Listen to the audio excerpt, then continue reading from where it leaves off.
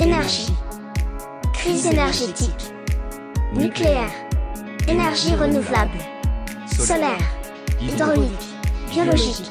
Psychique. Manque d'énergie. Trop plein d'énergie. De quoi parle-t-on vraiment quand on parle d'énergie ? Bonjour, je suis Anne-Laure Ganac, journaliste, et je vous propose qu'on explore cette notion, sa polysémie, son histoire, son évolution, en prenant pour guide le top des chercheurs et des chercheuses. Bienvenue aux Sources de l'énergie, un podcast imaginé pour le Collège des Humanités de l'EPFL. Aujourd'hui, c'est l'énergie expliquée par Pascal Roman, professeur de psychologie clinique, psychopathologie et psychanalyse à l'Université de Lausanne et aussi psychologue et psychothérapeute. Le concept d'énergie, il apparaît dans la théorie psychanalytique. On y parle d'énergie psychique. À partir de quand et surtout d'abord pour désigner quoi exactement ? Alors, ce concept d'énergie psychique apparaît très tôt dans le développement de la psychanalyse, puisqu'on trouve cette notion dès les premiers travaux de Freud, dès une de ses premières publications significatives qui s'appelle Esquisse pour une psychologie scientifique. Et ce concept d'énergie psychique, il est présent dans l'environnement scientifique de Freud à ce moment-là. Il ne faut pas oublier que Freud, avant d'inventer la psychanalyse, était neurologue. Donc son environnement culturel, on pourrait dire, scientifique, c'est la neurologie et la neurophysiologie. Et à cette époque de la fin du 19e siècle, cette notion d'énergie psychique est très présente et très utilisée dans le champ de la psychiatrie. Et qu'est-ce que ça recouvre exactement chez Freud, ce concept d'énergie psychique ? Alors, au départ, chez Freud, sa conception est véritablement une conception neurologique. C'est-à-dire que l'énergie psychique, c'est l'énergie qui est produite par les différentes fibres nerveuses qui composent le cerveau. Donc c'est vraiment, on pourrait dire qu'au début, il envisage l'énergie psychique au sens littéral du terme. Et puis, progressivement, il va envisager l'énergie psychique en lien avec les expériences du corps, en lien avec les expériences somatiques. Et cette notion d'énergie psychique va trouver une formulation autour de la notion de pulsion. Cette notion, Freud dit, c'est un concept qui est à la limite du somatique et du psychique. Ce qui veut nous dire de cette façon-là, c'est qu'au fond, notre vie psychique, elle se trouve animée par les différentes expériences du corps et en particulier animée par les expériences de satisfaction ou dit autrement par les expériences de plaisir. Et c'est dans ce contexte-là qu'il va développer toute une conception du développement de la vie psychique. Alors, quand je dis développement de la vie psychique, c'est effectivement dans une perspective psychogénétique, au sens littéral du terme, et qui va donc donner une place importante à cette dimension énergétique, qui va constituer un des 3 points de vue à partir desquels Freud envisagera la vie psychique, le point de vue topique, le point de vue dynamique et le point de vue énergétique. Et quel est le lien entre cette énergie psychique et la libido ? Parce qu'à vous entendre, on a l'impression que ça revient à la même chose finalement. Alors, pour Freud, en tout cas, dans les premières années, il y a vraiment une superposition entre énergie psychique et libido.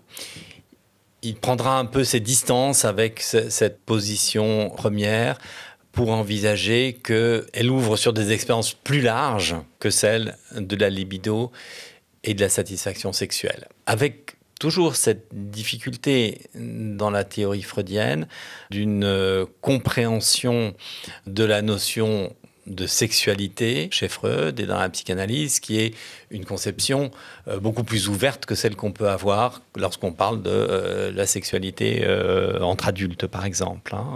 Pour Freud, cette notion de libido, de sexualité, de recherche de satisfaction, elle est présente dès le début de la vie psychique, elle est présente et elle fonde même d'une certaine façon la vie psychique, elle est présente à partir des premières expériences de satisfaction des besoins du corps du bébé. C'est pour ça que j'insistais sur cette notion de l'arrimage corporel, au fond, de la notion d'énergie psychique. Oui, ça a à voir avec l'énergie vitale, on pourrait dire. D'une certaine façon. Oui, ça a à voir pour une part avec ce qu'on appelle aussi l'autoconservation. C'est-à-dire que, au fond, cette énergie psychique, on pourrait la nommer à partir de la quête de la nourriture chez le nourrisson. Ce besoin de nourriture mobilise l'énergie dont la vie psychique va avoir besoin pour se développer. Et comment est-ce que cette notion va être reprise ensuite ? C'est Jung, notamment, Carl Gustav Jung, qui va la reprendre, ou avant même ? Freud va, pendant une période assez longue, collaborer avec Jung, jusqu'au moment où, effectivement, Jung va se démarquer assez nettement des positions freudiennes, en considérant, alors d'une part, que la quête de satisfaction n'est pas la seule source de l'énergie psychique, ce qui fera dire à Freud que Jung propose une psychanalyse en quelque sorte édulcorée. Et puis par ailleurs, Jung va introduire dans sa conception d'énergie psychique un certain nombre d'aspects qui ont trait à la spiritualité, qui ont trait à une vision cosmologique de la place de l'être humain dans l'univers, c'est-à-dire des aspects qui s'écartent assez fondamentalement des positions freudiennes qui sont donc centrées sur le fait que l'énergie psychique, elle est en appui sur les expériences de satisfaction corporelle.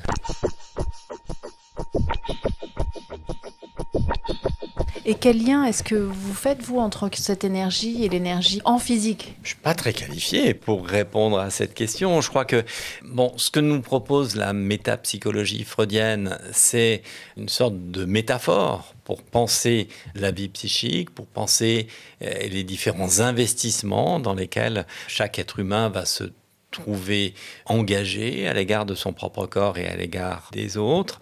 Cette métaphore, elle emprunte effectivement cette idée de l'énergie qui est une perspective dynamique. Alors dynamique qu'on peut entendre de différentes manières, c'est-à-dire aussi bien du point de vue du développement de l'enfant jusqu'à l'adolescent, jusqu'à l'âge adulte. Et là, il y a effectivement toute une dynamique de la vie psychique qui se déploie, mais une dynamique aussi au sens des va-et-vient, on pourrait dire, qui vont s'opérer dans la vie psychique entre le développement de l'énergie, qu'on pourrait aussi appeler pulsion de vie, et puis les empêchements dans ce développement de l'énergie qu'on peut appeler pulsion de mort, pour reprendre les termes proposés par Freud.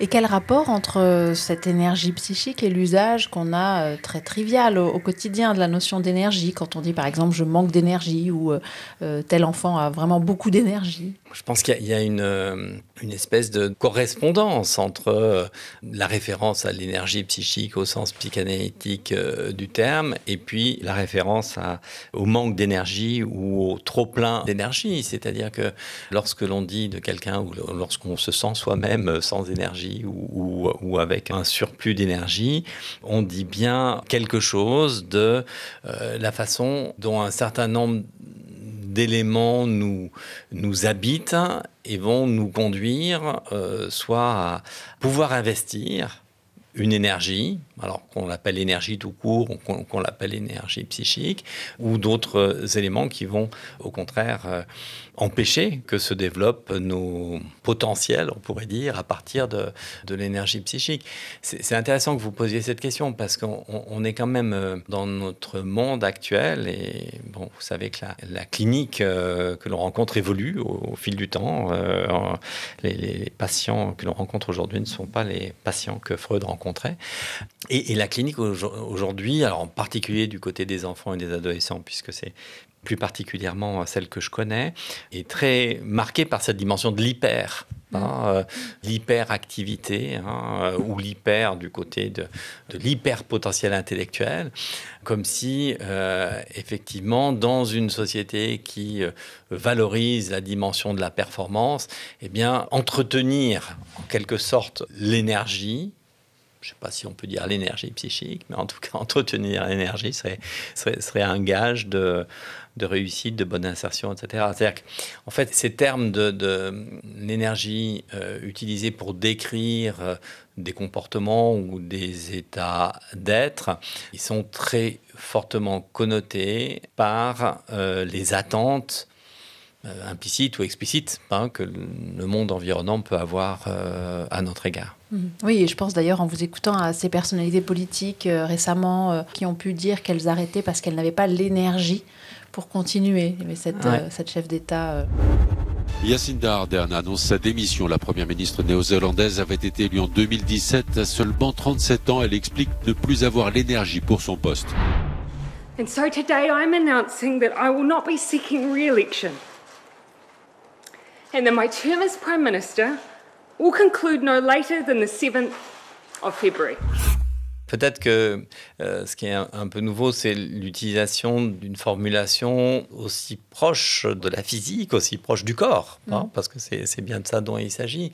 C'est vrai que dans le champ de la psychanalyse, on parlerait plutôt des investissements psychiques, de la capacité à maintenir ces investissements, puisque au fond, cette énergie psychique, elle a une vocation sans cesse, c'est d'être transformée, d'être... à la fois contenu, mais aussi transformé en représentation, en image, en pensée, en rêve, en création, enfin voilà. Et c'est vrai que cette image du trop plein d'énergie, d'une part, ou du pas assez d'énergie, d'autre part, peut nous donner l'image de ce qui n'arriverait pas à se transformer, soit parce qu'il y a du trop, soit parce qu'il y a du pas assez, en quelque sorte. Et quelle place occupe aujourd'hui ce concept dans la recherche en psychologie ? Est-ce que vous constatez un intérêt particulier pour le concept d'énergie psychique, ou bien, au contraire, on l'a un peu abandonné ? Alors, je pense qu'on ne l'a pas du tout abandonné, mais je pense qu'on ne l'aborde pas pour lui-même.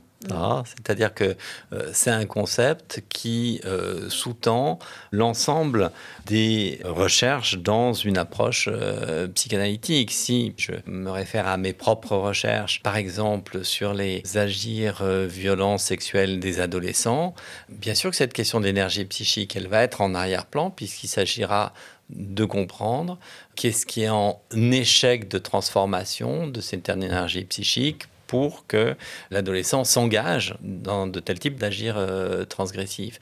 De la même façon, si je prends un autre de mes objets de recherche autour du processus de création dans l'art, cette question de l'énergie psychique, elle est aussi centrale, au sens où il s'agit de comprendre quel processus va soutenir une transformation de l'énergie psychique dans un objet de création. Voilà, donc je ne pense pas qu'on puisse envisager une recherche qui porterait spécifiquement sur l'énergie psychique, mais elle sous-tend l'ensemble des recherches en psychanalyse. Oui. Et vous, Pascal Romand, dans quel sens est-ce que vous utilisez le plus souvent ce mot énergie quand ça n'est pas dans le domaine de votre travail ? Je pense que je parle plutôt d'investissement que d'énergie psychique.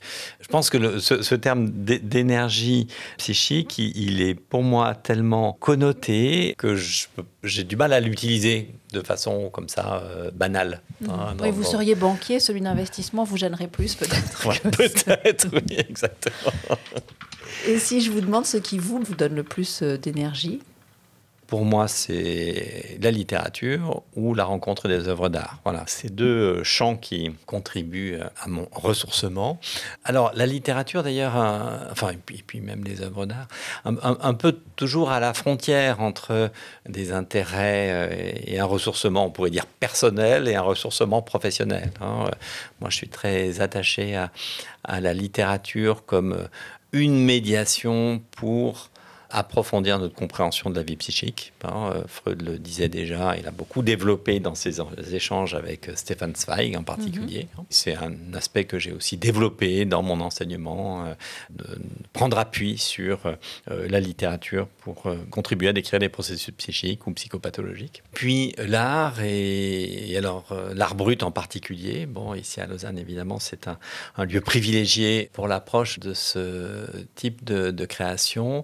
Donc dont Freud était un grand collectionneur d'ailleurs. Alors oui, bien sûr. Freud, de toute façon, s'est beaucoup nourri de l'art, de façon générale. De la littérature, mais pas seulement, effectivement, vous faites bien de le rappeler, de la sculpture en particulier, à laquelle il était très attaché. Et ce que je trouve intéressant dans la création, dans le champ de l'art brut, c'est que cette rencontre des œuvres d'art brut permet une rencontre assez proche avec le créateur, avec le processus de création de l'autrice ou de l'auteur. On appuie sur la dimension sensorielle de l'œuvre, qui est bien souvent proposée de façon assez directe, j'allais dire, sans tous les filtres des codifications culturelles qui énoncent un diktat sur ce que devrait être une œuvre et comment devrait être formulée cette œuvre. Et donc la rencontre de l'œuvre d'art brut, pour moi, est vraiment un lieu de rencontre non seulement de l'œuvre, mais aussi de l'auteur qui est en arrière-plan de l'œuvre et par cette rencontre-là, une rencontre d'une part de soi-même également.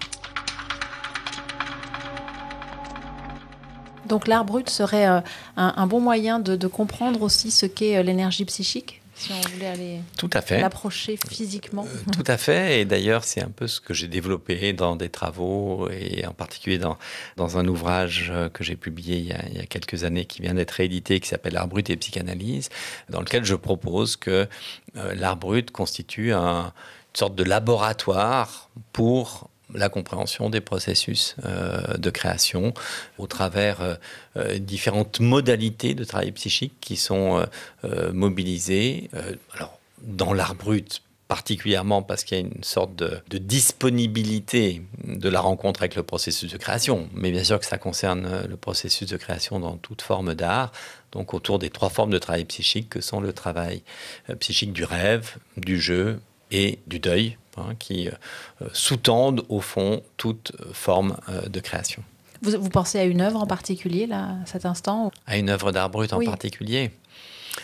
Je peux penser à l'œuvre très, très connue, un peu paradigmatique de l'art brut, qui est la robe dite de mariée de Marguerite Sirvin, qu'on trouve exposée à la collection d'art brut. Cette robe qui a été réalisée par cette femme internée pendant des décennies dans un hôpital psychiatrique en France, à Saint-Alban, dans le Massif central, et qui a réalisé cette robe dans un projet.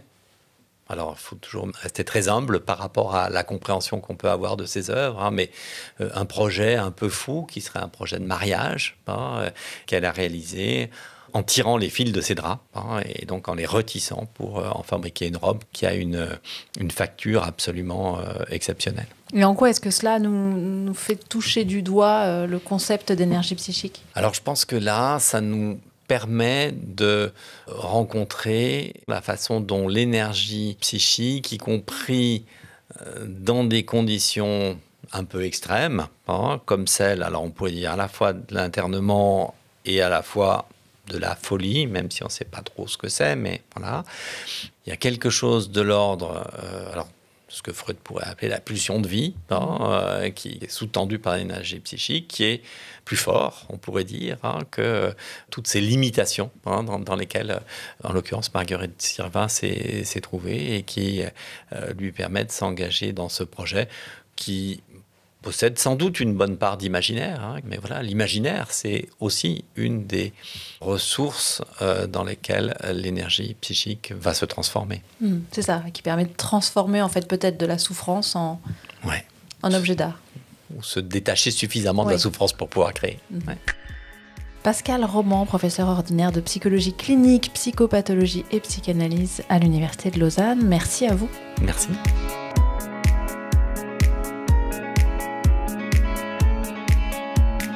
C'était Aux sources de l'énergie, un podcast imaginé pour le Collège des humanités de l'EPFL, réalisé avec l'aide de Yves Roulin. À bientôt, prochain épisode à suivre.